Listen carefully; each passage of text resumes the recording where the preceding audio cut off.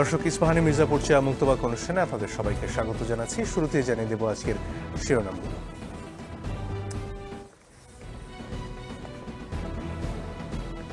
শেখ হাসিনার পদত্যাগ বিতর্ক, রাষ্ট্রপতির লিখিত নথি চ্যানেল 24-এর হাতে, শপথে থাকার যোগ্যতা নিয়ে প্রশ্ন।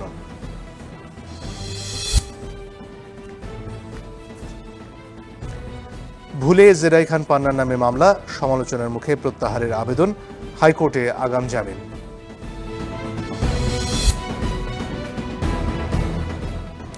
ক্ষমতার দ্বন্দ্বে কার্যত অচল স্বাস্থ্য অধিদপ্তর, 3টি সংগঠনের পাল্টাপাল্টি বিক্ষোভ, কয়েক চিকিৎসক আহত।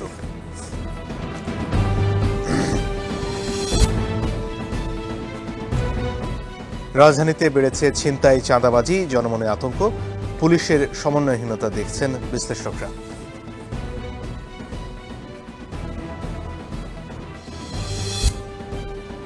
দর্শক, আজ আপনাদের সাথে আছি আমি মনজুর আল মতিন। আমরা আজকে কথা বলতে চাই সাম্প্রতিক সময়ে সরকারের বর্তমান অবস্থা, তার বৈধতা বা সাবেক প্রধানমন্ত্রী পদত্যাগ নিয়ে যে বিতর্ক তৈরি হয়েছে সেখান থেকে শুরু করে সার্বিক রাজনৈতিক পরিস্থিতি নিয়ে। 3জন সম্মানিত অতিথি রয়েছেন আমাদের সাথে। আছেন জনাব আশরাফ কায়সার, সিনিয়র সাংবাদিক। আছেন জনাব আসাদুজ্জামান ফুয়াদ, ব্যারিস্টার ল, তিনি যুগ্ম সদস্য সচিব এবি পার্টি। এবং আছেন জনাব এম আশরাফুল ইসলাম, ব্যারিস্টার ল, তিনি বাংলাদেশ সুপ্রিম কোর্টের আইনজীবী। আপনাদের 3জনকে স্বাগত আমাদের এই অনুষ্ঠানে। দর্শক, শুরুতেই যে পরিস্থিতির কথা মাত্র বলছিলাম সে নিয়ে একটা প্রতিবেদন দেখে নেব।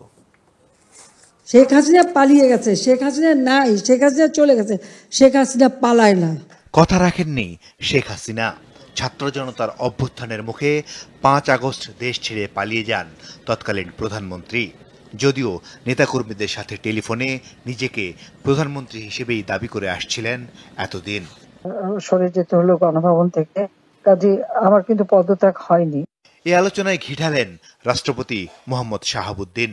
একটি গণমাধ্যমে জানান, শেখ হাসিনার পদত্যাগপত্র তিনি নিজেও খুঁজছেন, অথচ 5 আগস্ট সন্ধ্যায় বঙ্গভবনে জাতির উদ্দেশ্যে দেয়া ভাষণে জানিয়েছিলেন প্রধানমন্ত্রীর পদত্যাগের কথা।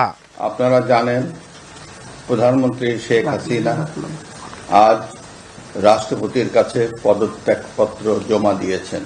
চ্যানেল 24-এর হাতে আসা আইন মন্ত্রণালয়ের এক নথি থেকে মেলে শেখ হাসিনার পদত্যাগ ও অন্তর্বর্তী সরকারের শপথের ঘটনা প্রবাহ। 8 আগস্ট নতুন উপদেষ্টা পরিষদ গঠন ও প্রধান উপদেষ্টার শপথ করানোর বৈধতা নিতে আইন মন্ত্রণালয়ের মাধ্যমে সুপ্রিম কোর্টে চিঠি পাঠান রাষ্ট্রপতি। সেখানেও তিনি উল্লেখ করেন পদত্যাগের বিষয়টি। সুপ্রিম কোর্টের লিখিত মতামতেও বলা হয়, শেখ হাসিনার পদত্যাগের পর রাষ্ট্রপতি যেহেতু সংসদ ভেঙে দিয়েছেন, তাই সংবিধানের 48-এর 3 অনুচ্ছেদ অনুযায়ী প্রধানমন্ত্রীর পরামর্শ গ্রহণ সম্ভব না। লিখিত অভিমতে সুপ্রিম কোর্ট জানায়, রাষ্ট্রের সাংবিধানিক শূন্যতা পূরণে জরুরি প্রয়োজনে প্রধান উপদেষ্টা নিয়োগ করতে পারবেন রাষ্ট্রপতি। এত লিখিত নথির পরও হঠাৎ কেন এমন প্রসঙ্গ আনলেন রাষ্ট্রপতি? আইনজীবীরাও বিষয়টিকে দেখছেন ভিন্ন দৃষ্টিতে। প্রধানমন্ত্রী আলটিমেটলি দেশ থেকে পালিয়েছেন। পালানোর পরে রাষ্ট্রপতি তার ক্ষমতা অনুযায়ী সংসদ ভেঙে দিয়েছেন। সংসদ না থাকলে প্রধানমন্ত্রী থাকবে কোত্থেকে? তিনি কোন পরিপ্রেক্ষিতে, কি উদ্দেশ্যে তিনি আজকে এই কথা বললেন যে তার কাছে কোনো পদত্যাগপত্র নাই, এটা আমার কাছে অন্তত বোধগম্য হচ্ছে না। আইন উপদেষ্টা ক্ষোভ প্রকাশ করে বললেন, শেখ হাসিনার পদত্যাগ ইস্যুতে মিথ্যাচার করেছেন রাষ্ট্রপতি, নৈতিকতা হারিয়েছেন পদে থাকার। আজকেও যদি উনি বলেন যে উনি প্রধানমন্ত্রী পদত্যাগ দেয়নি এতদিন পরে, প্রায় 2.5 মাস পরে, তাহলে এটা এক ধরনের স্ববিরোধিতা হয়, এটা ওনার শপথ লঙ্ঘন হয়, এবং উনি এই পদে আর থাকার যোগ্যতা ওনার আর আছে কিনা সেই সম্পর্কে প্রশ্ন আসে। নতুন করে প্রশ্ন উঠেছে, সংসদ না থাকায় রাষ্ট্রপতি পদত্যাগ করলে সাংবিধানিক যে শূন্যতা তৈরি হবে তা কিভাবে মোকাবেলা করবে অন্তর্বর্তী সরকার? শুরুতেই জনাব আশরাফ কায়সার, আপনার কাছে আসতে চাই। এই যে জুলাইয়ের গণহত্যা, এতগুলো প্রাণ ঝরে গেল, সেগুলোর বিচার নিয়ে এখনো অনেক বাধা সামনে রয়েছে। এরপরেও রাষ্ট্র সংস্কার, নতুন করে বাংলাদেশের যে স্বপ্ন তরুণরা দেখেছিল সেগুলো বাস্তবায়নের যে চেষ্টা, সেগুলো যখন সামনে, তখন বারবার এই পুরনো বিতর্কগুলো কেন ঘুরে ফিরে সামনে আসছে? আজকের এই বিতর্কটি একটি ষড়যন্ত্রের অংশ। ষড়যন্ত্রটি আওয়ামী লীগের চুপ্পু বলে যে লোকটা এবং ভারতের। এবং ষড়যন্ত্রটি হচ্ছে এই, আপনি যেন আমাদের কর্তব্যগুলো বাদ রেখে তাদের পাতানো ফাঁদে আমরা পা দিই। এই ষড়যন্ত্রটি শেখ হাসিনা 5 তারিখে পালিয়ে যাওয়ার পর থেকেই তিনি, তার ছেলে এবং তাদের সমর্থকরা বলছেন। আজকে আমরা যে আলোচনাগুলো করছি, যে সময়টি ব্যয় করব, এটি ভারতের প্রত্যাশা, এটি শেখ হাসিনার প্রত্যাশা, এটি পতিত সরকারের প্রত্যাশা এবং দেশের ভেতরে এবং বাইরে তাদের যত সমর্থকরা আছেন এটি। কিন্তু যেহেতু তর্কটি উঠেছে, এই জন্য কথাগুলো বলতে হচ্ছে না। অন্যথায় আমাদের ব্যস্ত থাকার কথা ছিল এই গণহত্যার বিচার কিভাবে এগুলো, শেখ হাসিনার বিরুদ্ধে যে গ্রেফতারি পরোয়ানা জারি করা হয়েছে তাকে কি করে ফিরিয়ে আনা হবে, ভারত যে এরকম একটা অপরাধীকে জায়গা দিয়েছে তাতে ভারতের সাথে আমাদের ভবিষ্যৎ সম্পর্কের রূপরেখা কি হবে। আপনি দেখুন 7 সিস্টারের বিচ্ছিন্নতাবাদী এবং স্বাধীনতাকামী, আমি পৃথিবীর সব স্বাধীনতাকামীদের পক্ষে, তাদেরকে কি আজকে আমরা জায়গা দিতে পারবো? তাহলে কি ভারত আমাদেরকে সঠিকভাবে কাজে আমাদের একজন গণহত্যাকারী, লুটপাটকারী, ফ্যাসিজমের স্রষ্টাকে ভারত জায়গা দিয়েছে এবং বলেছে উনি এখানেই থাকবেন আপাতত। কাজে এই যে মৌলিক এবং বড় দাগের আলোচনাগুলো, যেখানে নীতি নির্ধারণী আলোচনা, যেটি আপনি শুরুতে যেটি বলছিলেন বাংলাদেশের মানুষের প্রত্যাশা, দেখুন পতিত শক্তিকে নিয়ে আলোচনা করে সময় নষ্ট করে আমরা আমাদের সময়কে সঠিকভাবে ব্যবহার করছি না। তারপরেও তর্কের খাতিরে বলি আপনাকে, এই চুপ্পু লোকটি কিন্তু আপনি তার নৈতিক অবস্থান এবং তার ব্যক্তিত্ব এবং তার অসদাচরণ ভয়ঙ্করভাবে কিন্তু প্রশ্নবিদ্ধ। তিনি তার ক্যারিয়ারে কি করেছেন, বিশেষ করে দুদকে থাকা অবস্থায় তার ব্যাপারে কিন্তু অসদাচরণের অভিযোগ রয়েছে। এরকম একটা লোককে যখন রাষ্ট্রপতি করে, তখনই আমাদের ধারণা হয়েছিল যে সরকারটির একটি পরিকল্পনা রয়েছে এবং কোনো দুর্যোগে যেন এই লোকটি সরকারটিকে সাহায্য করে, এরকম একটি পাতানো খেলা এই সরকার চুপ্পুকে দিয়ে করে গেছে। আমাদের দুর্ভাগ্য হচ্ছে আমরা একটি কম্প্রোমাইজড গভর্নমেন্টে গেছি এবং যেখানে চুপ্পু বলে রাষ্ট্রপতি রয়ে গেছেন।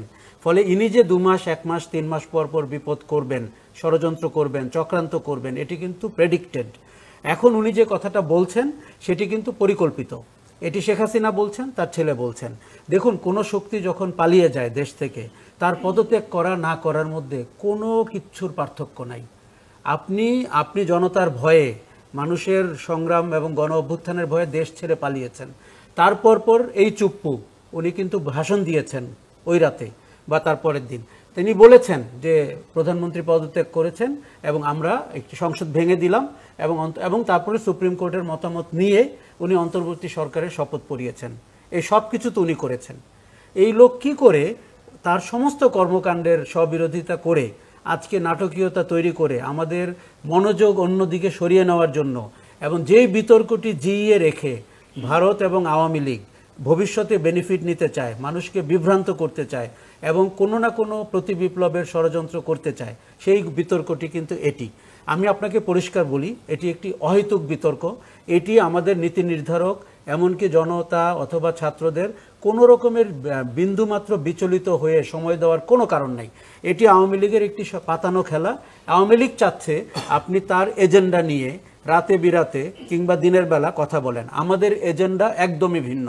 আমাদের এজেন্ডা হচ্ছে গণহত্যাকারীর বিচার, আমাদের এজেন্ডা হচ্ছে তাদের যে $100 বিলিয়ন পাচার সেটি ফিরিয়ে আনা, আমাদের এজেন্ডা হচ্ছে শেখ হাসিনাকে গ্রেফতারি পরোয়ানা কার্যকরের ব্যাপারে ভারতের উপরে চাপ দেওয়া, আমাদের এজেন্ডা হচ্ছে শেখ পরিবারের দুর্নীতির বিচার করা এবং তার মন্ত্রিসভার যে সিনিয়র সদস্যরা ছিলেন তাদেরকে দেশে কিংবা দেশের বাইরে থেকে ধরে আনা। সরকারকে অভিষ্ট লক্ষ্যের দিকে থাকতে হবে, জনগণকে ওই লক্ষ্যের দিকে থাকতে হবে। এই বিতর্ক ভারতের তৈরি, এই বিতর্ক আওয়ামী লীগের তৈরি, শেখ হাসিনার তৈরি এবং তার ছেলের তৈরি। এটি কেন আমি বলছি যে আপনাকে অচিরেই সমূলে উৎপাটন করতে হবে। আপনি জানেন যে ছাত্রলীগ, আওয়ামী লীগ, হকার্স লীগ তারা ওই একটি ব্যানার নিয়ে শহরের বিভিন্ন জায়গায় অনেক আগে আমরা যেরকম বিরোধী দলকে পুলিশের আক্রমণের ভয়ে বা ছাত্রলীগের আক্রমণের ভয়ে যেভাবে ব্যানার সহ দৌড় দিতে দেখতাম, সেই জিনিস শুরু করেছেন। সামাজিক যোগাযোগ মাধ্যমে যারা 3 মাস নিশ্চুপ ছিলেন, অ্যাজ ইফ কিচ্ছু ঘটে নাই, বাংলাদেশে কোনো গণহত্যা হয় নাই, কেউ মারা যায় নাই, মুগ্ধ বলে কেউ নাই, সাইদ বলে কেউ নাই, তারা আবার সোচ্চার হয়েছেন। কি নিয়ে সোচ্চার হয়েছেন? যে কাঁচামরিচের দাম বেশি। কি নিয়ে সোচ্চার হয়েছেন? ডিমের দাম বেশি। দেখুন, যার মিনিমাম সেন্স আছে, একটা সরকারের সফলতা ব্যর্থতা কাঁচামরিচ দিয়ে বিচার করলে হবে না। সফলতা ব্যর্থতা হচ্ছে মেট্রো রেল আপনি কয় টাকায় সারিয়েছেন এবং ওই সরকারটি কোনো কিছু নিরূপণ করা ছাড়াই কয় টাকা বলেছিল। দেখুন, দুর্নীতি যখন স্বভাবজাত হয়, জনগণকে তোয়াক্কা না করা যখন স্বভাবজাত হয়, এরকম একটি সরকারকে যে আমরা বিদায় করেছি, আমাদের প্রত্যেকটি নাগরিকের প্রতিদিন দীর্ঘ শ্বাস নেওয়া উচিত, যেরকম অপশাসন থেকে আমরা মুক্ত হয়েছি। আপনি বিশ্বাস করুন মঞ্জুর, ঢাকার বাতাস আমার বেশ হালকা মনে হয় আওয়ামী লীগ নাই ভাবলেই, এবং এরকম একটি ফ্যাসিবাদী চক্র নাই। আর মোস্ট ইম্পর্টেন্টলি তাদের চাটুকাররা কিছুদিনের জন্য হইলেও আন্ডারগ্রাউন্ডে আছেন। জি, ধন্যবাদ। জনাব ফুয়াদ, আপনার কাছে এ পর্যায়ে আসতে চাই।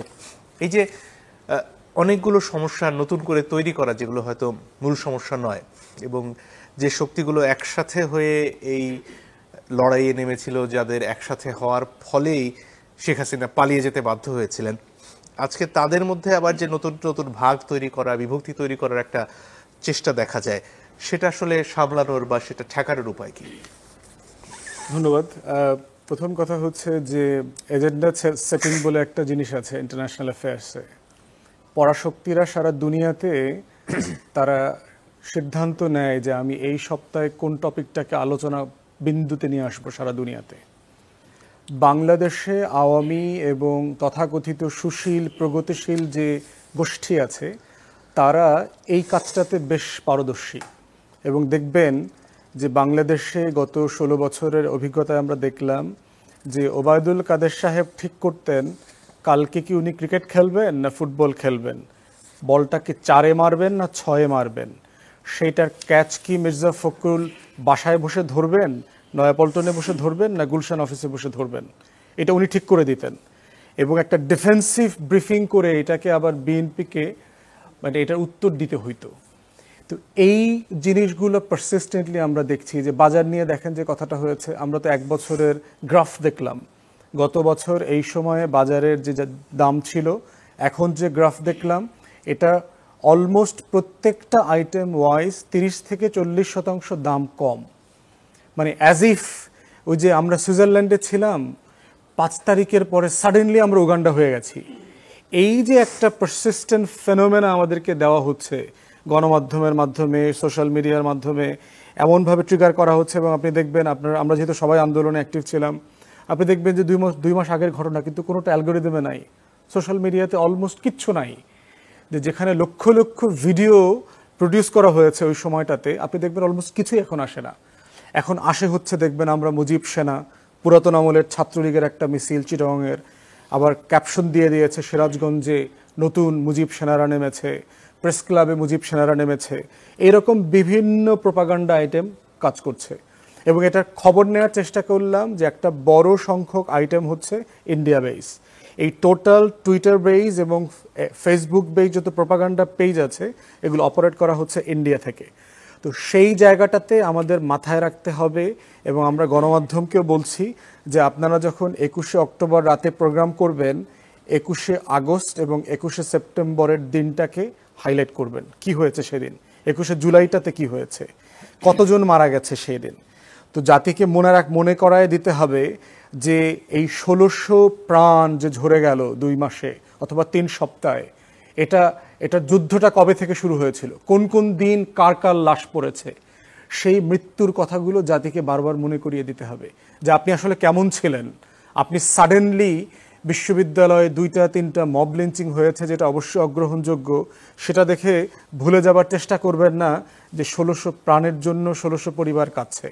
গত 17 বছর ধরে হাজার হাজার মানুষের গুম হওয়া লাশ। বাংলাদেশের ইতিহাসে কি ঘটে গেছে দেখেন, গুম তো শুধু মানে জীবনটা গুম হয়ে যায় নাই, লাশটা গুম হয়ে গেছে, স্মৃতিটা গুম হয়ে গেছে, মৃত্যুর দিন তারিখটা গুম হয়ে গেছে, নাম সংখ্যাটা গুম হয়ে গেছে। এই পরিবারগুলো এখনো জানে না তারা কি ফাইনালি কাঁদবে, নাকি দোয়া মাহফিল করবে, নাকি প্রথম মৃত্যুবার্ষিকী পালন করবে, কি করবে। এই যে না ফিরে আসার যে যাতনা, এই কষ্টটা ভুলে গেলে চলবে না। এটা সাডেনলি তৈরি হয় নাই, এটার একটা কনসিকুয়েন্স আছে, 17 বছরের একটা লড়াই আছে এখানে।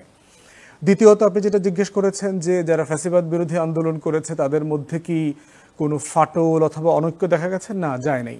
বুঝতে হবে যে কোন বিন্দুতে গিয়ে এই প্রত্যেকটা ইউনিট একত্রিত হয়েছিল। 17 বছর ধরে রাজনৈতিক দলগুলো আন্দোলন করেছে, তার ভোটের অধিকার ফিরিয়ে দেবার জন্য। সে জুলাই এবং আগস্টে এসে বলেছে, শেখ হাসিনা আমি তোমাকে চাই না। যারা গুম খুনের শিকার হয়েছে সেই মায়ের ডাকের হাজার হাজার পরিবার এসে জুলাই এবং আগস্টে ফাইনালি বলেছে যে আমরা তোমাকে চাই না। যে সকল ব্যবসায়ীরা চাঁদাবাজি, গুম, তারপরে হচ্ছে ট্যাক্স, ভ্যাটের নির্যাতনে অতিষ্ঠ হয়ে গিয়েছিল, সেই ব্যবসায়ীরা এসে বলেছে আমরা তোমাকে চাই না। যে মধ্যবিত্ত প্রত্যেক দিন বাজারে গিয়ে নিজেকে নিজে খুন করি বলে মনে করে, সেই মধ্যবিত্ত জুলাই আগস্টে গিয়ে বলেছে আমি তোমাকে চাই না। এই যে আমি তোমাকে চাই নার যে বিন্দুগুলো, এই প্রত্যেকটা বিন্দু এসে 5ই অগাস্টে একটা সিন্ধুতে পরিণত হয়েছে। এই জন্য এটা দেখে মনে করার সুযোগ নাই যে সবাই একই কারণে এসছে এবং একই কারণে আবার ফিরে গেছে, ব্যাপারটা তা না। সবাই একই শত্রুতে ইউনাইটেড হয়েছিল, যে আমার শত্রুকে, জাতীয় শত্রুকে। আমরা যারা 90-এর দশকে নাটকের কথা মনে আছে, বহুব্রীতে আপনি দেখবেন যে আলী জাকেরের পাখি পোষার একটা প্রজেক্ট ছিল। টিয়া পাখিকে সে কথা শিখাইতো, তুই রাজাকার। বাংলাদেশে বর্তমানে যে আন্দোলনটা, গণ অভ্যুত্থানটা হয়ে গেছে, এটা হচ্ছে হাসিনা তুই রাজাকার, দেশ ছাড়, দেশটা কারো বাপের না, লক্ষ প্রাণের এই দেশের স্বাধীনতা। দেয়ালে দেয়ালে এই স্লোগানগুলো আসছে, শহীদ আবু সাইদ মুগ্ধ, শেষ হয় নাই যুদ্ধ। অতএব এই প্রিন্সিপাল জায়গাতে সারা বাংলাদেশ ইউনাইটেড আছে, কোনো দ্বিমত হয়নি এখানে। ধন্যবাদ। জনাব ইসলাম, আপনার কাছে এই পর্যায়ে আসতে চাই। সাম্প্রতিক সময়ে উচ্চ আদালতের রায়ে সুপ্রিম জুডিশিয়াল কাউন্সিল আবারও পুনর্বহাল হয়েছে এবং বিচার বিভাগে যে দুর্নীতি বলুন, উচ্চ আদালতে যে দুর্নীতির অভিযোগ উঠেছে বিভিন্ন সময়, সেটা নিরসনের একটা প্রক্রিয়া কি এর মাধ্যমে শুরু হতে চলেছে এবং এটার মাধ্যমেই কি আসলে একটা সুনির্দিষ্ট প্রক্রিয়ার মাধ্যমে উচ্চ আদালতে যে সংস্কারের প্রত্যাশা রয়েছে সবার, সেটা করা সম্ভব কিনা? অবশ্যই এটা বলতে গেলে আমাকে একটু পাস্ট যেতে হবে।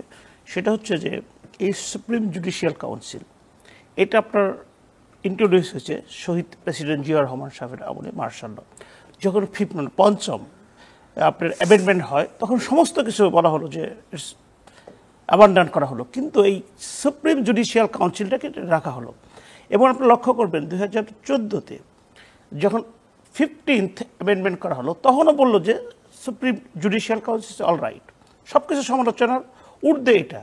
কিন্তু জাস্ট 2 ইয়ার্স পরে এই ফ্যাসিস্ট সরকার 16 অ্যামেন্ডমেন্টে এসে বলল সুপ্রিম জুডিশিয়াল কাউন্সিল অবৈধ। সেটা যখন হাইকোর্টে এই মামলা করা হলো, হাইকোর্টও বলল যে supreme judicial council is valid, 16 amendment is bad. Then যখন এটা অ্যাপিলেট ডিভিশনে গেল, একটা মাত্র জাজমেন্ট, 13 অ্যামেন্ডমেন্টের কথা বলবো না, সেটা আপনার ডিসেন্ডিং ছিল। হোয়ার এভার এই সুপ্রিম জুডিশিয়াল কাউন্সিলের ক্ষেত্রে আনঅ্যানামাসলি সকল জাস্টিসরা একসাথে ডিসাইড হলো যে 16 amendment bad, supreme judicial council তারা আপহোল্ড করলো। সেটাকে তারা আপনার রিভিউ পিটিশন ফেলে রাখলো। এখন আমাদের যেটা হয়েছে সেটা হলো যে ইংল্যান্ডের ইতিহাসে দেখা গেল যে একবার শুধু একজনকে আপনার ইমপিচমেন্ট করা হয়েছে। আর আমাদের জুডিশিয়ালি যে আমরা যদি কারো সমালোচনা করতে চাই, আমরা যদি কার যে অন্যায়, অবিচার এবং তার অসংলগ্ন এবং তার বিভিন্ন কিছু তুলে ধরতে চাই, আমাদের নির্দিষ্ট কোনো ফর্ম নেই। সেটা হলো পার্লামেন্ট। পার্লামেন্ট কখন করবে? 2/3 মেজরিটির ভিত্তিতে, যেটা টোটালি ছিল ইম্পসিবল, টোটালি ছিল আনইজি। এখন এই সুপ্রিম জুডিশিয়াল কাউন্সিলের মাধ্যমে এই যে আমাদের বিচার অঙ্গনে যে আস্থাহীনতার জায়গা সৃষ্টি হয়েছে, যেখানে আপনারা দেখেছেন, যেখানে আপনাকে সমস্ত জাতি চিনে, আমি আপনার কথা বলছি, মিস্টার মঞ্জুর মতিনের কথা বলছি, যে জাতীয় যে হিরো হিসাবে আপনি আবির্ভাব হয়েছেন আপনার অ্যাক্টিভিটিসের মাধ্যমে। আপনার সম্মুখে বলল, আপনি দেখেছেন একদল কোর্টের মধ্যে ঝগড়া করছে, আপনাদের কথা বলতে দিচ্ছিল না, সে 4 আগস্টের কথা বলছি। এমনকি গুলি করা হবে, কেন গুলি করা হবে না সেই মামলাটা খারিজ করে দেওয়া হলো। সমস্ত জাতি হতভম্ব হলো। হয়তো বা সেই 4 আগস্টের ওই কনসিকুয়েন্স, মামলার কনসিকুয়েন্সই কিন্তু 5 আগস্টে এই ফ্যাসিস্ট সরকার 300 এমপি এবং মন্ত্রী সহ তারা এই দেশ থেকে পালিয়ে যেতে হলো। এখন প্রশ্ন হচ্ছে যে এই যে যারা বিচারের নামে অবিচার, যারা আস্থার জায়গায় পেছনেই যখন গেলেন, সেখানে আরেকটু বিস্তারিত শুনতে চাই। এখানে বারবার আদালতকে কেন্দ্র করে সাবেক ঢাকা দক্ষিণের মেয়র ফজলুর তাপসের নাম এসেছে এবং তার কর্মকাণ্ড নিয়ে বিভিন্ন অভিযোগের কথা আপনি বিভিন্ন সময় বলেছেন। আরেকটু বিস্তারিত সে ব্যাপারেও আপনার কাছ থেকে শুনতে চাইবো একটা বিরতির পর। আপনার কাছে ফিরে এসে দর্শক আশা করি সঙ্গে থাকবেন।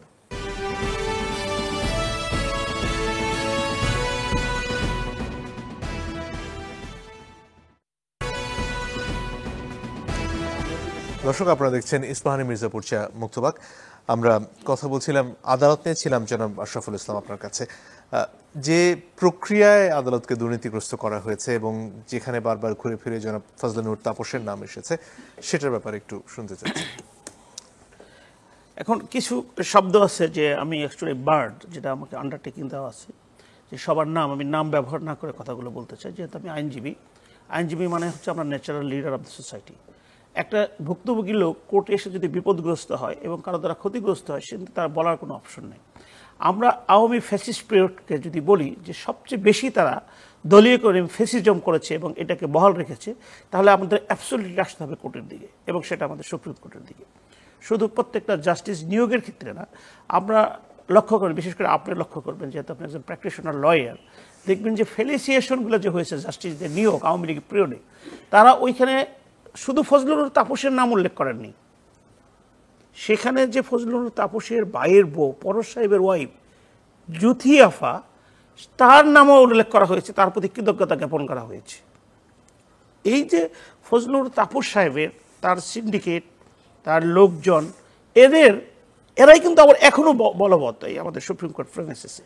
এরা হচ্ছে যে আপনাকে কোনো মামলা করতে গেলে তাদের সাথে কানেকশন থাকতে হবে, কারণ তাদের সাথে কানেকশন না থাকলে ওই কোর্ট থেকে আপনি আসানোর রিলিফ পাবেন না। আর যখনই আপনি রিলিফ না পাবেন, তখন আপনার কাছে ক্লায়েন্ট আসবে না।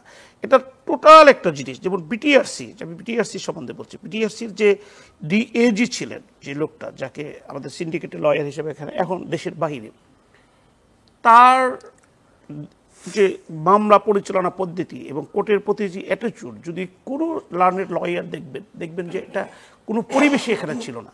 এখন ফজলুর তাপসের মূল বিষয়টা ছিল, এবং অনেকগুলো জাস্টিস তারা সিটিং অবস্থায়, যেমন এখানে নাম বলবো না, তারপরে বলছি যে যারা এখানে ছুটিতে আছে তাদের মধ্যে একজন, যখন উনি মেয়র ইলেকশন করেন, সিটিংয়ের জাজ, উনি তার ফেসবুক স্ট্যাটাস দিলেন যে will miss A dashing lawyer who fights for the case. এটা দিয়ে তাকে প্রশংসা করলেন ইলেকশনের সময়। তো এইরকম ফজলুর তাপস শুধু না, এই জুডিশিয়ারিতে অ্যাপয়েন্টমেন্ট মানে জাস্টিস হিসেবে নিয়োগের ক্ষেত্রে থেকে আরম্ভ করে অনেক বিচারপতি তারা বাংলার বাণীর অফিসে বসা থাকতেন, এবং মানে হর্স মাউথ স্পিকিং থেকে শুনেছি একজন, যে আই ওয়াজ ভেরি শেমড যখন আমরা বাংলার বাণীর অফিসে টাইম টু টাইম বসে থাকতে হতো জাস্ট ওনার একটা সাক্ষাৎ করার জন্য। মানে he wanted to appointed as a justice of the. তাহলে এই জনাব ফজলুর তাপসের শক্তির উৎস কি? তাহলে কি তাকে সাবেক প্রধানমন্ত্রী শেখ হাসিনা কি এই পুরো ব্যাপারটির দায়িত্ব দিয়ে রেখেছিলেন যে তার ইচ্ছা মতোই সব চলবে, নাকি এর বাইরেও আর কিছু ছিল? এটাকে খুব সুন্দর একটা কথা বলি, যেহেতু আমি এক্স আওয়ামী লীগ, আমি আওয়ামী লীগ থেকে 7 জানুয়ারি রিভোল্ট করে চলে আসছি, এবং আমি ফার্স্ট পার্সন যখন আমি বলেছি যে 7 জানুয়ারি ইলেকশনে আমি কন্টেস্ট করেছিলাম, যে যারা অভ্যাসগতভাবে অন্যায় করে তাদের সাথে আর থাকা যাবে না। So from now 7th of January 7 o'clock আমি ফেসবুক ঘোষণার মাধ্যমে 8th of January এবং 9th of January রাস্তায় রাস্তায় ঘুরে বলেছি যে এই দলের সাথে আমার কোনো সম্পৃক্ততা নাই। এখন এই কেনই রেফারেন্সটা নিয়ে আসলাম, রিসেন্টলি যে এই যে আমি এই বৈষম্যবিরোধী ছাত্র আন্দোলনের আগে থেকেই বিভিন্ন অনলাইন টক শোতে আমি বলতাম যে এরা কোনো চির করে খুঁজে পাবে না, এরা এমনভাবে এরা বিতাড়িত হবে। তো অনেকেই আমাকে বলে যে ভাই এখন যে অবস্থা, অমুক অবস্থা, তমুক অবস্থা, আসেন। আমি তাদের মানে আওয়ামী লীগের ভাইদের কথা বলছি, তাদেরকে আমি কোশ্চেন করি যে ওকে এভরিথিং ইজ অল রাইট, আমি আপনাদের কাছে জয়েন করলাম, ধরেন যে আওয়ামী লীগ সরকার ফর্ম করলো, হু উইল বি লিডার? আমাদের আইনজীবীদের এই কোশ্চেন সবাই আমার সাথে একমত হয় যে সমস্ত কিছুর পরে ওই তাপস সাহেব আপনার এখানে এসে লিডার হবে। ওই যুবলীগের ছেলেদের যখন কোশ্চেন করি যে আপনারা যখন ফাইট করবেন, জীবন বাজি রাখতেছেন, এই যে শত শত লোক, 1600 লোক মাত্র আপনার শ্রীলঙ্কার এই আন্দোলনের 9 জন লোক মারা গিয়েছে, 80 থেকে 90 পর্যন্ত এরশাদ আমলে 86 জন লোক মারা গেছে। আর এই ফ্যাসিস্ট শেখ হাসিনা 1600 অধিক আমাদের ভাই বোনকে হত্যা করেছে। এই কারণে আমি ওই ছাত্রলীগের যুবলীগদেরকে কোশ্চেন করি যে আপনারা যদি আবার মনে করেন যে আওয়ামী লীগ আসলো, আপনাদের নেতা হবে কি? আপনাদের নেতা হবে পরশ সাহেবের ওয়াইফ, আপনাদের নেতা হবে শেখ সেলিম সাহেবের ছেলে, আপনাদের ওই টুঙ্গিপাড়ার ওই যে আপনার শেখ হেলাল সাহেবের ছেলে, আপনাদের নেতা হবে তাদের আত্মীয় স্বজন, এবং তাদের দ্বারা নমিনেট হয়ে জীবন আমার টাঙ্গাইল 6 ওই বিক্রমপুরের হাজি মকবুলের ছেলেকে মনোনয়ন দিয়েছে। তো এখন প্রশ্ন হচ্ছে যে আওয়ামী লীগ ফ্যাসিজমটা কীভাবে করেছে, তার সবচেয়ে বড় উদাহরণ হচ্ছে জুডিশিয়ারি কি it's like lease out Fazlur Taposh সাহেবকে দেওয়া হয়েছিল। ফজলুর তাপস সাহেব ওই বাংলার বাড়ি লেটার অন আওয়ামী লীগের তরফ থেকে এটা প্রচার করার চেষ্টা করা হতো যে ধরুন এই ফজলুর তাপস দুর্নীতি করছেন, কিন্তু শেখ হাসিনার কিছুই জানেন না, তিনি খুব নিষ্পাপ এবং দুর্নীতির ঊর্ধ্বে থাকা একজন মানুষ, আপনার অভিজ্ঞতা কি সে ব্যাপারে? এই অভিজ্ঞতা হচ্ছে যে এখন তো সকলের কাছে ক্লিয়ার একদম যে শেখ হাসিনা ভেরি ইনোসেন্ট, অমুকে দুর্নীতি করেন, অমুকে দুর্নীতি করেন। আমরা ইলেকশনের সময় দেখেছি যে বিং এ প্রাইম মিনিস্টার উনি অবৈধভাবে ক্ষমতা দখল করার পরও ওই অফিসে বসে, ধরেন যে অবৈধভাবে ক্ষমতা দখলের কথা আপনি বাদই রাখেন, উনি তো আওয়ামী লীগের প্রেসিডেন্ট ছিলেন, আওয়ামী লীগের প্রেসিডেন্ট থাকা অবস্থায় নমিনেশন দেওয়ার পর উনি কিভাবে বলে ডেমি ক্যান্ডিডেট দাঁড়ান, তার মানে 420 হয়। নকল ক্যান্ডিডেটের কথা উনি নিজের পোস্ট পদবিকে মিসইউজ করছেন। এখন এই ফজলুল তাপস এরা হচ্ছে আপনার সূর্য, যেমন আমরা সমস্ত কিছু উৎস, শক্তির উৎস সূর্য, তো শেখ হাসিনা ছিল সমস্ত কিছু উৎস। এই ফজলুল তাপস দুর্নীতি করতেন, তার থেকে তার লোকজন দুর্নীতি করতেন, তার থেকে বিভিন্ন কোর্ট কাছারি বিভিন্ন কিছু, মানে ইভেন কি আপনার যে মাল্টিনেশনাল কোম্পানিগুলো তাদের কাছে যাইতে বাধ্য হতো, তাদের মামলা করানো হতো, তাদেরকে লয়ার এনগেজ করতো, তারা লয়ার এনগেজ করলে তাদের মামলা তারা উইন করতো। যে কারণে fees doesn't matter, they have to engage him, engage them, engage their prescribe person. এবং এই যে সিন্ডিকেট আমরা বলি, যে সিন্ডিকেটের বিরুদ্ধে আন্দোলন করতে চাই, আপনি দেখেছেন যে আমি স্টেপড হয়েছি আমার চেম্বারের ভিতরে। কারণটা কি, এই গুটি কয়েক, এদের সংখ্যা কিন্তু 15 থেকে 20 জনের উপরে না, এরা কিন্তু কোনো না কোনোভাবে তাদের সাথে। আজকে এই ফজলুল তাপস লন্ডনে, যে আমি নামটা বলতে পারছি না যেহেতু আমি আন্ডারটেকিং দিয়েছি, কার বাসায় উনি আসছেন, কার বাসায় উঠেছেন, সে রেগুলার কিন্তু আমাদের সুপ্রিম কোর্টে প্র্যাকটিস করতেছেন এবং সে সকলের সাথে মিশে গেছেন। কিন্তু আমাদের দুঃখ হয় যে আমরা যখন 5th অফ আগস্টের পরে 8th অফ আগস্টে যখন আমরা সাংবাদিক সম্মেলন করে, আমার ভাইয়ের কথা মনে পড়ছে, উনি প্রেস ক্লাবে একটা বক্তব্য দিয়েছিলেন, যেটা ওইটা আমার বলেছে এই মানে আপনার সংবাদপত্রের মালিকদের আমরা চিন্তা মৃত্যুর পরে, I can remember that word, এই শব্দ আমি কোনোদিন শুনি না, এই জন্য আপনাকে ধন্যবাদ জানাই। কিন্তু যে কথাটা আমি আবার ফিরে আসি আপনার, এই যে আমরা 8th অফ আগস্টে যে দুর্নীতিগ্রস্ত, যারা অনিয়ম করে, যারা বিচার বিভাগের আস্থা নষ্ট করেছে, যারা সিন্ডিকেট করে মামলা করে, যারা তাপস সাহেবদের দূষণ, যারা ওই আওয়ামী লীগের দূষণ হিসেবে এই জুডিশিয়ারিকে সবচেয়ে বেশি মিসইউজ করে বাংলাদেশে ফ্যাসিবাদ সৃষ্টি করেছিল, তখন কিন্তু আমাদের খুব দুঃখ হয়। বিএনপির আইনজীবী সংগঠন বলল যে সৈয়দ মামুন মাহবুব এবং ব্যারিস্টার আশরাফ আমাদের কিছু না, এবং তারা যে দাবি করছে এর সাথে আমাদের সম্পৃক্ততা। ওই দিন যদি শুধু এইটুক তারা প্রেস রিলিজ না করতো, প্রেস বিজ্ঞপ্তি না দিত, আমি আপনাকে গ্যারান্টি দিতে পারি এই যে গত ছাত্রদের আবার সুপ্রিম কোর্টে আসতে হলো, একটা অনাকাঙ্ক্ষিত ঘটনা আমাদের আইনজীবীদের জন্য, এটা কিন্তু হতো না। ওই 8ই আগস্ট ওই 7 জন যে আপনার 6 জন যে পদত্যাগ করতে বাধ্য হলো অ্যাপিলেট ডিভিশনে, তাদের সাথে এই 12 জন না, অ্যাটলিস্ট 30 জাস্টিসেস যারা এটা ফজলুল তাপস সাহেব আওয়ামী লীগের ফ্যাসিস্ট দলবাজের সর্বোচ্চ এবং দলবাজটাকে ব্যবহার করে দুর্নীতির একটা আনুষ্ঠানিক প্রাতিষ্ঠানিক রূপ দিয়েছিল, ওই দিনকে তারা বিদায়। জি, ধন্যবাদ। জনাব ফুয়াদ, আপনার কাছে ফিরে আসতে চাই। এই যে পরিস্থিতি, যেখানে আমরা একটু আগে আলোচনা করছিলাম যে ভারতের তরফ থেকে এই সমস্যাগুলো তৈরি করা হচ্ছে এবং মূল যে সমস্যা সেখান থেকে দৃষ্টি সরিয়ে নেওয়া হচ্ছে, এর মধ্যে আরেকটা আলাপ তোলা হচ্ছে যে ভারতে বসে শেখ হাসিনা এবং অন্যান্য আওয়ামী লীগের নেতারা প্রবাসী সরকার নাকি গঠন করবেন, এবং সেখানে বাংলাদেশের এখনকার সরকারের যে অবস্থান, ভারতের কাছ থেকে শেখ হাসিনাকে ফেরত চাওয়ার ব্যাপারে বা তাদের যে এখন পর্যন্ত আশ্রয় দেওয়ার মনোভাব সেটার ব্যাপারে, সেটার কি খুব আশু পরিবর্তন প্রয়োজন? মোটেই পরিবর্তন দরকার। একটা বিষয় হচ্ছে যে ভারতের 77 বছরের স্বাধীনতার ইতিহাস যদি দেখেন, তার ফরেন পলিসি সাকসেস কিন্তু অলমোস্ট নন এক্সিস্টেন্ট, এক্সেপ্ট হচ্ছে 71 সালে সে পাকিস্তানকে 2 ভাগ করতে পেরেছে। এটা ছাড়া তার নেইবারহুডে কিন্তু তার কোনো ফরেন পলিসি সাকসেস নাই। এবং জুলাই আগস্টের গণ অভ্যুত্থানের মধ্য দিয়ে যেটা হয়েছে, যে ভারতের তৈরি করা যে মিথ্যা বয়ান, যেটা দিয়ে সে গত 53 বছর এই দেশে রুটি রুজি কামাই করেছে, এই বয়ানটা ধসে গেছে। এবং ধসে যাওয়ার কারণে যেটা হয়েছে, এখন তার নেইবারহুডে দেখেন ভারতের কিন্তু বিখ্যাত কিছু ফরেন পলিসি আছে, তার ভিতরে একটা হচ্ছে neighbourhood first, zero tolerance with neighbours, act east policy. এই যে পলিসিগুলো তারা বিভিন্ন সময় নিয়েছে, এটা টোটাল সাম হচ্ছে আপনার একটা 0। এবং দেখেন তার নেইবারহুডের অবস্থা কি, চায়নার সাথে তার সম্পর্ক ভালো না। ডোকলাম থেকে শুরু করে আপনার 93, 95 থেকে শুরু করে চায়না চুক্তি করে যে সকল ভূখণ্ড তাদেরকে ফেরত দিয়েছিল on a mutual interest basis, সেই সব জমি কিন্তু চায়না ফেরত নিয়ে গেছে গত 2-3 বছরের ফাইটিংয়ে। আপনি দেখেন মণিপুরে বিভিন্ন অঞ্চলের নাম চায়না তার নিজস্ব নামে মানে নামকরণ করা যেটা বলে সেটা তারা করেছে। মণিপুরে যে হস্টিলিটি চলছে, এখানে ওয়াইডলি ধারণা করা হচ্ছে এখানে একটা চাইনিজ এঙ্গেজমেন্ট থাকতে পারে। এরপরে দেখেন আপনি পাকিস্তানের সাথে তার সম্পর্ক ভালো না। শ্রীলঙ্কাতে একটা pro Chinese highly anti Indian একজন লিডার নির্বাচিত হয়েছেন। মালদ্বীপে দেখেন মোহাম্মদ মুইজ্জু নির্বাচিত হয়েছেন মানে অ্যান্টি ইন্ডিয়ান প্ল্যাটফর্ম থেকে। নেপালে দেখেন হাইলি সোসাইটি হচ্ছে হাইলি অ্যান্টি ইন্ডিয়ান সোসাইটি হয়ে গেছে। ভুটানে দেখেন, আফগানিস্তানে দেখেন, আফগানিস্তানে তার যে বিলিয়নস অফ ডলার তার যে ছিল ইনভেস্টমেন্ট ছিল টোটাল এই আমেরিকান ওয়ার অ্যান্ড টেররের ব্যানারে, তার পুরোটা ধসে গেছে। আইএসআইয়ের একটা জেনারেলের রিপোর্ট পড়লাম, একটা ইন্ডিয়ান রয়ের অফিস থেকে $6 বিলিয়ন শুধুমাত্র ক্যাশ পেয়েছে। ইন্ডিয়ানরা যখন পালিয়েছে আপনার এই আমেরিকানদের পালানোর সাথে সাথে এই অবস্থা হয়েছে। তাহলে দেখেন তার টোটাল নেইবারহুডে তার সিম্পলি কোনো ফরেন পলিসি সাকসেস নাই। দেশের মধ্যে দেখেন 6 থেকে 7টা ফ্রন্টে সে মিলিটারি ডিপ্লয় করে রেখেছে। তার নিজের দেশে তাকে খুন খারাপি করতে হচ্ছে। তার একমাত্র মুসলিম মেজরিটি স্টেট ছিল কাশ্মীর, সেখানে কী অবস্থা চলছে আর্টিকেল 370-কে ঘিরে।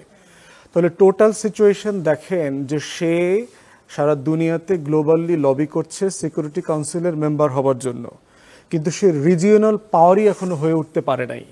তো সেখানে সে কীভাবে সিকিউরিটি কাউন্সিল মেম্বার হবে অথবা গ্লোবাল পাওয়ার হাব হবে?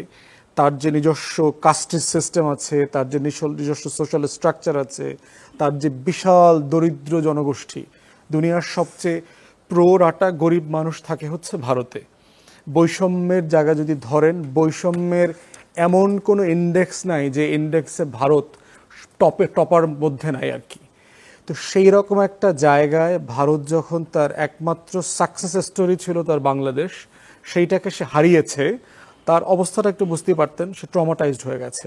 এটা হইলো 75-এ শেখ হাসিনা তার সপরিবার হারানোর যে বেদনা, তার অবস্থাটা কিন্তু এখন সেরকম হয়েছে, the last bastion of the frontiers, যে শেষ দুর্গটা পর্যন্ত হেরে গেছে, পতন হয়ে গেছে। তো সেই জায়গাতে ভারত এখন যেটা করছে সেটা হচ্ছে 75-এর থেকে 81 সালে যেটা করেছে, আওয়ামী লীগের নেতাদেরকে এই ভুয়া বঙ্গবীর কাদের সিদ্দিকী, কাদেরিয়া বাহিনী, গুন্ডা পান্ডাদেরকে ট্রেন করে অস্ত্র দিয়ে হাজার হাজার বাংলাদেশি সীমান্তরক্ষী এবং সাধারণ মানুষকে হত্যার ব্যবস্থা করেছে। ডাকাতি আর ডাকাতি, মন্দিরের সোনার যে মূর্তি ছিল সেগুলো পর্যন্ত চুরি করে নিয়ে গেছে এই কাদেরিয়া বাহিনীর লোকজন, ওখানে ভারতে বিক্রি করেছে। তো সেই লেভেলের যে ক্যাওয়াস এবং অরাজকতা তারা তৈরি করেছে, ধারণা করা হচ্ছে ত্রিপুরা, আসামে, পশ্চিম বাংলাতে এই যে আওয়ামী লীগের লোকজন আছে তাদেরকে দিয়ে এরকম একটা অরাজকতা তারা তৈরি করতে পারে। এত কিছুর পরে দেখেন যে বাংলাদেশ সরকার যেখানে হাসিনার লাল পাসপোর্ট বাতিল করে দিল, ভারত সেখানে তাকে ট্রাভেল ডকুমেন্ট দিয়েছে। কিসের ভিত্তিতে দিয়েছেন? তাকে কি আপনি রিফিউজি স্ট্যাটাস দিয়েছেন? আপনি ট্রাভেল ডকুমেন্ট কাদেরকে দিতে পারেন? ইমার্জেন্সি হলে আপনি নাগরিকদেরকে দিতে পারেন, যে কোনো একটা জায়গাতে স্টাক হয়ে গেছে, ধরেন ইউক্রেনে হাজার হাজার ইন্ডিয়ানরা সাডেনলি যুদ্ধের কারণে স্টাক হয়ে গিয়েছে, আপনার ট্রাভেল ডকুমেন্ট দিয়ে তাকে সে ফেরায় নিয়ে আসছে।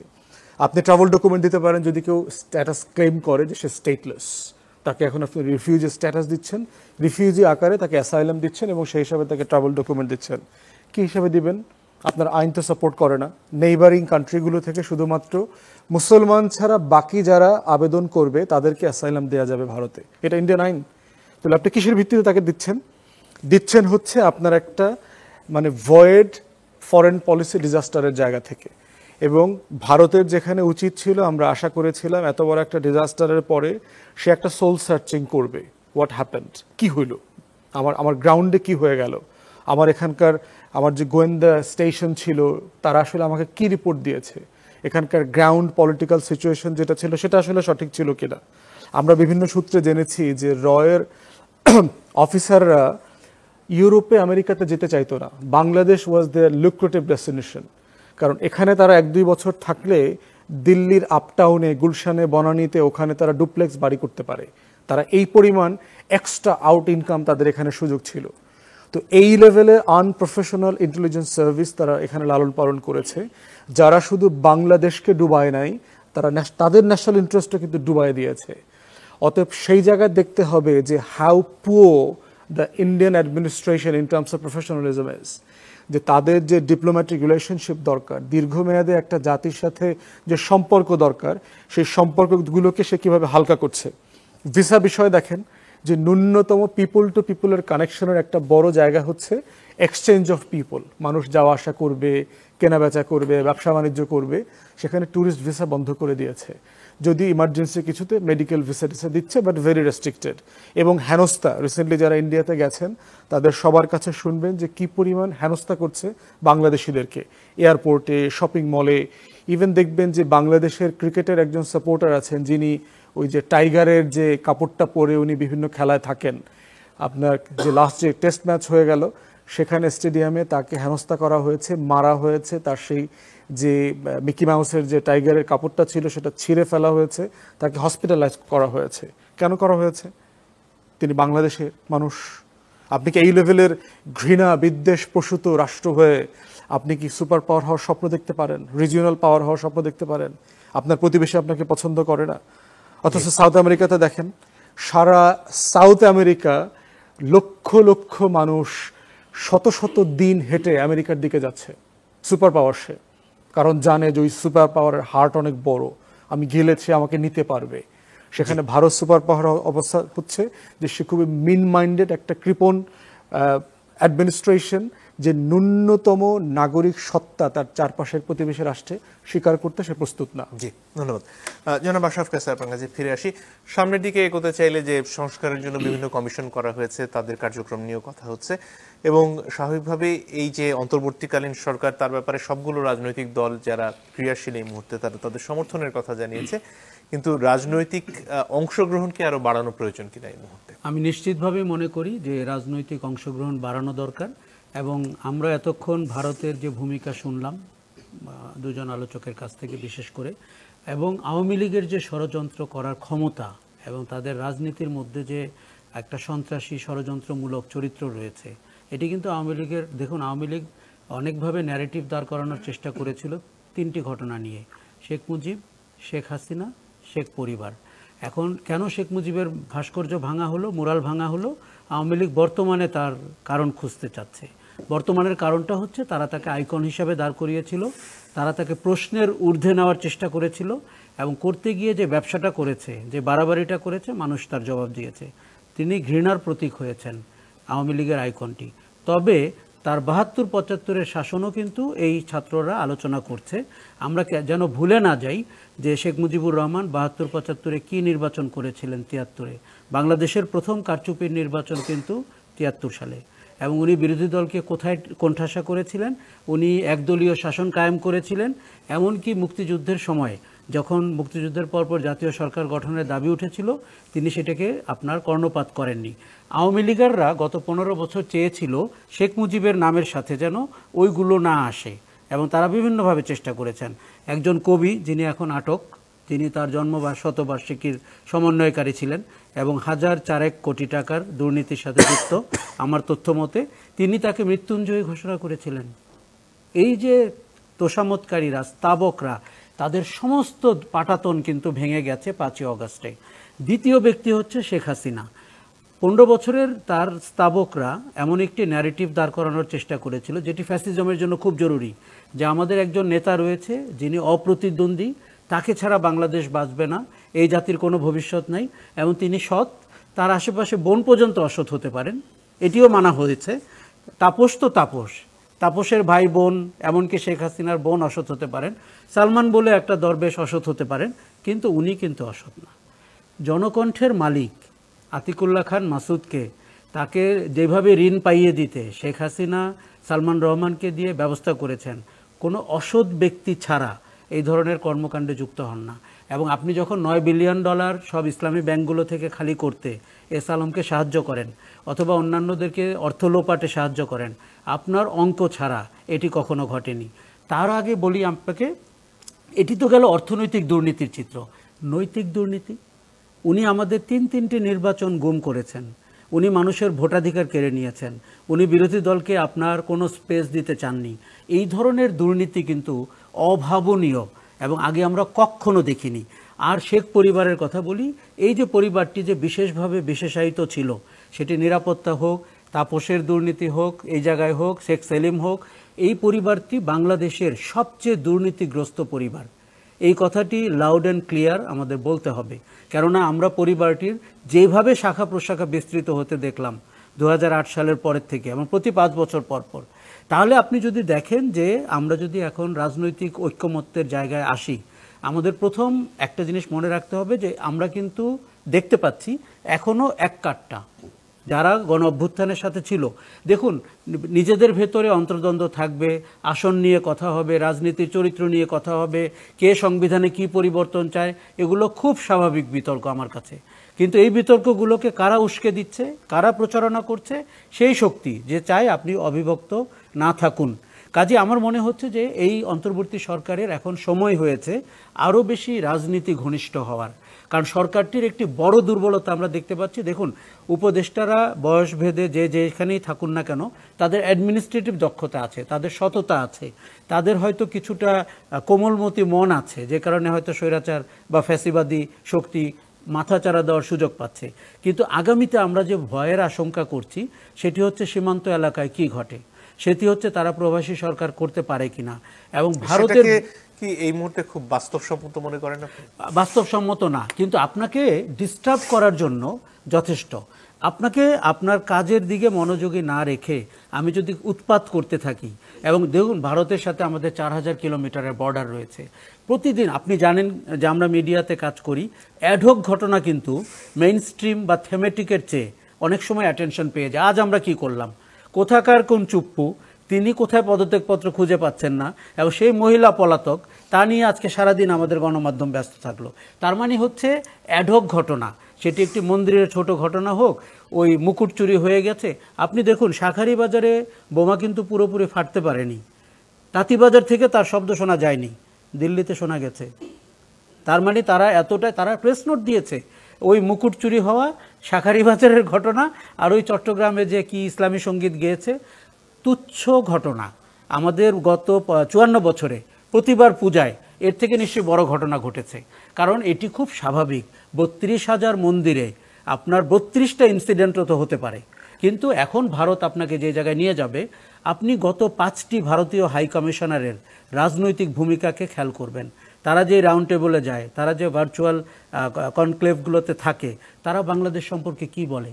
দেখুন, ভারত একচক্ষুদর্শী একটি নেইবার। সে শেখ হাসিনার চোখে বাংলাদেশকে দেখে, সে গণ অভ্যুত্থানকে ইসলামিস্টদের হাতে ক্ষমতা চলে যাওয়া দেখে। ভারত যে বেকায়দায় পড়েছে, এরকম করুণ বেকায়দায় পৃথিবীর কোনো শক্তি তো দূরের কথা, কোনো স্বাভাবিক দেশও পড়ার কথা না। তার এখন আর হজম হচ্ছে না যে আওয়ামী লীগ ক্ষমতায় নেই এবং সমালোচক একটি সরকার, অথবা তার নিজস্ব শক্তিতে সম্মান চাচ্ছে, সাম্য চাচ্ছে এমন একটি সরকার বাংলাদেশের ক্ষমতায় রয়েছে। এটি কিন্তু 54 বছর পরে এই প্রথম দেখলাম। শুধু আওয়ামী লীগ সরকার নতজানু ছিল তা কিন্তু না, আমরা অতীতের অনেক সরকারকে নতজানু হতে দেখেছি ভারতের ব্যাপারে। ভারত এবারও কোনো রাজনৈতিক দলকে ইন্ধন দিয়েছে যে ক্ষমতায় আসতে তাদেরকে হেল্প করা হবে। আওয়ামী লীগের ভোটটি কোন বাক্সে যাবে যদি আওয়ামী লীগ ভোট না করতে পারে? কোনো দল ওই বাতাস পাচ্ছে, এমনটি আমরা উপলব্ধি করতে পারছি। দেখুন, এই ভারত এই পরাজয় মেনে নেওয়া তার জন্য কঠিন। আপনি বলিউডের দিকে খেয়াল করেন, বাংলাদেশের যুদ্ধকে ব্যবহার করে তারা কিন্তু একটা রিজিওনাল পাওয়ার এবং একটা আন্তর্জাতিক শক্তি হওয়ার চেষ্টা করছিল। বাংলাদেশ হচ্ছে তার গিনিপিগ, এবং এই সরকারটি তার আজ্ঞাবহ সরকার। এখানে সে কোনো রকমের এফোর্ট ছাড়া অনেক কিছু করতে পারে, এবং সেটি আন্তর্জাতিক দরবারে গেলে তার সুবিধা হয়। বলিউডের সবগুলো ছবি আমি দেখেছি বাংলাদেশের মুক্তিযুদ্ধ নিয়ে করা, এর চেয়ে নিম্ন রুচির, এর চেয়ে মিথ্যা, এর চেয়ে বানোয়ার সিনেমা হয় না।